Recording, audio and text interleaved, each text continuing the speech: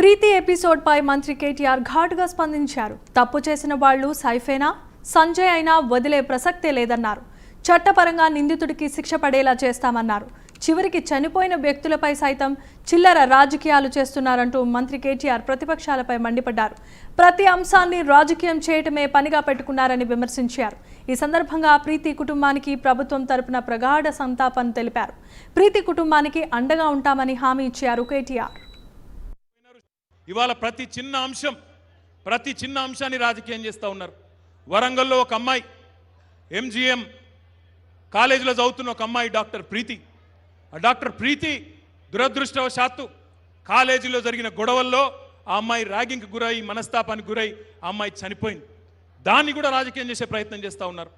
ఆ అమ్మాయి చనిపోతే అందరం బాధపడ్డాం. సత్యవతక్క పోయింది, కవితమ్మ పోయింది, ఎంపీ గారు దయాకర్ రావు గారు పోయినారు, శంకర్ నాయక్ గారు పోయినారు. అందరు పోయి ఆ కుటుంబాన్ని పరామర్శించినారు.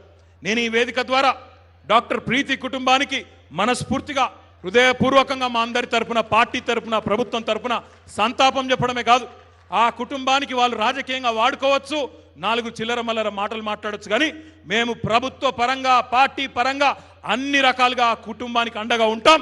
అన్యాయం చేసిన వాడు ఎవడైనా సరే, ఆ అమ్మాయికి అన్యాయం చేసిన వాడు ఎవడైనా సరే, వాడు సైఫ్ కావచ్చు, సంజయ్ కావచ్చు, ఇంకోటి కావచ్చు, ఎవడైనా సరే వాడిని వదిలిపెట్టం. తప్పకుండా చట్టపరంగా, న్యాయపరంగా శిక్ష కూడా వేస్తాం.